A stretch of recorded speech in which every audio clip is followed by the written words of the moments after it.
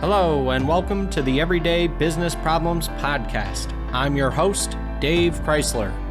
Each episode, we talk to business leaders and subject matter experts to learn about the challenges they've overcome and the challenges they still face. You'll hear fresh insights, real talk, and get inspiration to grow your business.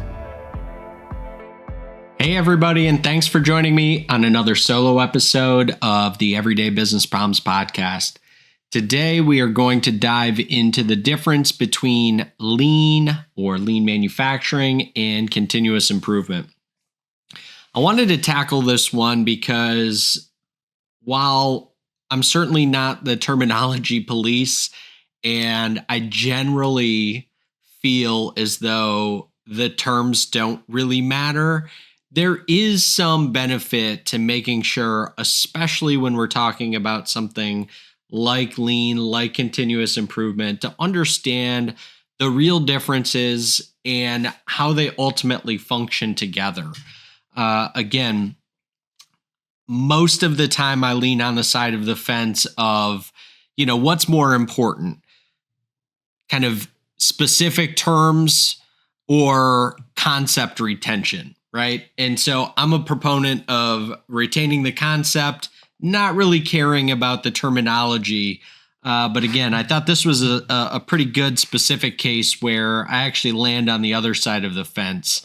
So let's kind of unpack what the difference is between them. This will probably be a relatively short episode today because it's fairly simple and straightforward.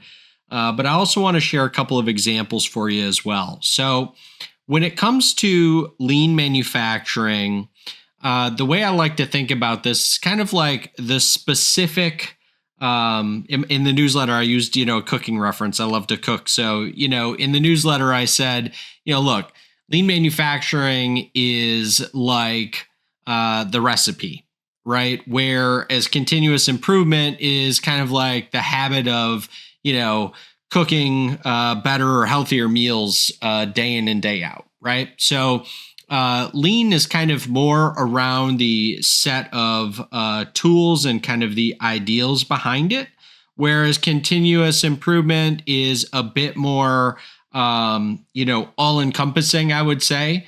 Again, back to that idea of creating these habits. So, looking for ways to capture small, incremental improvements, right? So at a high level, that's kind of the biggest difference. Lean is, I would say, an enabler, right? Like we utilize lean as kind of a tool that speaks to our larger idea of saying, how do we create a continuous improvement culture, right? How do we get people interested in buying into this concept and contributing ultimately, right? Like it's not just about the idea of kind of, agreeing to it, but it's participating. That is where the most sustainable growth comes from, is participation, not just, I get it, this is something that we're doing.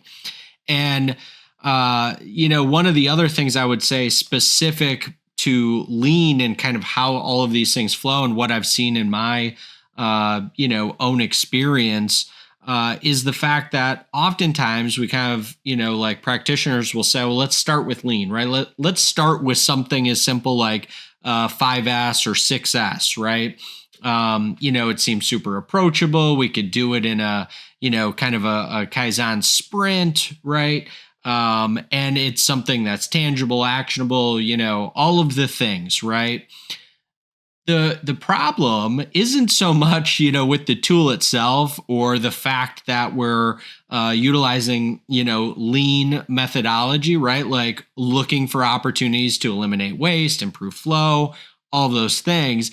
It's the fact that when we go down this path, often like early on in the path, we get so excited about it, we look for kind of those specific tools to implement, roll out, that we forget to talk about like the habit, right, of cooking every day, right? Like, so, hey, here's a bunch of recipes. Oh my gosh, like, where do I even start? Like, do I have all the ingredients? Do I have all the right, other tools that I need? So, if you just fire off all of the tools and here's what we do, and, this is how it's going to be, and you don't start to talk about that, the larger picture, right? The continuous improvement.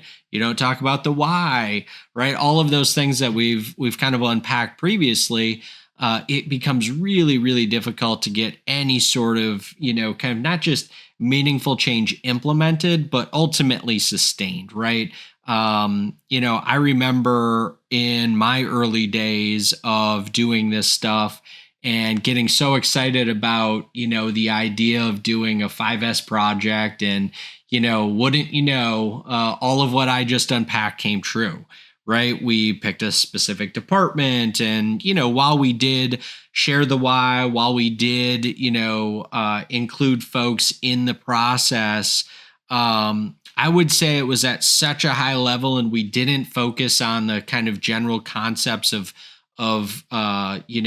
continuous improvement and what the why behind the greater good was going to be. We were kind of we were at that next layer down where we were really talking about the why as it related to that specific department. And so again, it kind of felt hollow. And over the course of time, and it was probably 6 or 9 months, right? By the time it kind of started to unpack. And sure, there's still remnants of what we did, but we didn't have a lot of success in those kind of early days of doing this, because I was more focused on the tool, the specific concept. We're here to eliminate waste, and we want to make you more efficient, and we want to improve the flow. But again, we didn't roll that up into like, what's the habit that we're trying to create day in and day out? How do we ultimately have the ability to sustain the things that we're doing together, right? Whether that was 5S, whether that was, some other Kaizen event that we were focused in on. So hopefully that helps to kind of unpack like the specifics, but then also how they're related. In the newsletter this past week, I had shared a story about going to one of the first facilities that I was responsible for. And this idea around, as I got a little bit more, practice, let's say, doing this stuff, as I studied more, learned more, kind of all of the things, what that led to. And that was a story around this idea of creating kind of the customer improvement wall or continuous improvement wall. And you can apply this same thought process in a variety of places. And I've helped other companies, implement similar things. But the idea around it is, again, get people involved in the conversation, get them engaged in the idea of, looking for, prioritizing, implementing, right? Like trying these ideas, these small incremental wins that we're ultimately after. And, I heard, I think I've shared this previously, but, I heard this really great terminology from Bob Emiliani, and I'd done an interview with him. This was a couple of years ago. And Bob shared this concept, which, I love the term itself, because it's kind of, again, what I learned through doing that you have to do. But the term was try-storming. So a lot of times, we talk about like brainstorming, we've got either these bottlenecks or we've got these just general ideas of like, hey, how could we improve things? I used to kind of say like, hey, if time and money were no object, like what's the first thing that you would do, right? Because it gets people thinking about, what are the issues that they deal with on a day-to-day basis? What do they hear from our customers? And, how can we start to kind of categorize, prioritize, and ultimately implement, right? Well, what I learned over the course of time is that like, even if I knew for a variety of reasons, right? Like it could have been something we tried before. It could have been, like something from another facility that I picked up, what have you, right? Like just didn't have a lot of confidence in the idea. But what I learned over the course of time is like, from a leadership perspective, you can't just shoot that stuff down, right? Like you actually have to go and give people an opportunity to kind of try some of these ideas. So this term that Bob will tell you, he didn't coin it, he got it from somebody else. And I can't remember who the, initial attribution should go to, but I learned it through Bob during an interview that I had with him. And, again, the idea is you try, right? So it's like you put the ideas on the board and you try them all, because what you end up learning in that is either you take a piece of this, it worked exactly as we expected. Amazing. Right. And the other part of that kind of layered, not just how do we get the ideas on the board and categorize them, but the prioritization of them, looking for potentially high impact, kind of low barrier to entry, right? And that can be measured in a variety of ways. There's a tool on the website that we have that's free that you can check out as well. It's the process improvement prioritization tool, but it's just this really simple matrix where helps you kind of assign a number based on, a couple of really simple inputs of like, what do we think, where should we start in this, list of ideas to try, right? So this idea around brainstorming, again, talking about the why, letting folks contribute, right? That's the greater good of how do we actually go about creating a culture of continuous improvement, right? And I talk a lot about that. What does that mean? How do we do that? And it's all these little things. It's all this reinforcement. And again, it really at a high level ties back to, what are the things that we need to do from a leadership perspective to drive sustainable growth. And it really comes down to just three things. We have to provide clarity. We have to be consistent with which we apply the clarity, and, the third part, the accountability, right? So it's like, if we don't have any clarity, if our team doesn't have clarity, it's impossible to be consistent, right? We're not consistent. They're not consistent. Nobody's consistent, right?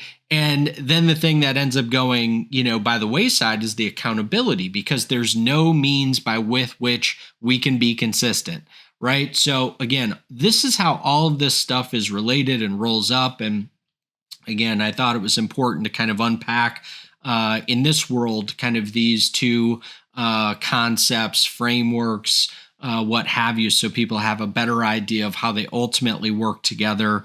As a reminder, the solo episodes are an extension of our weekly Business System Saturday newsletter.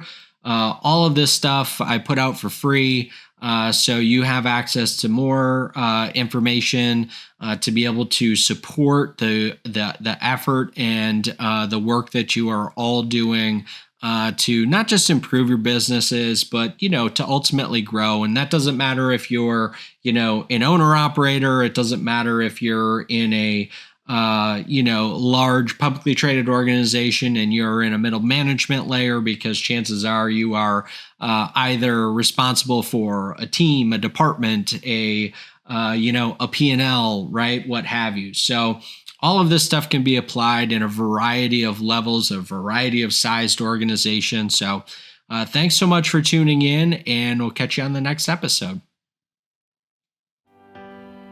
Thank you so much for listening today. If we brought you any value, please rate, subscribe, and share our podcast. Also, be sure to connect with us on social media by searching @The Crysler Club.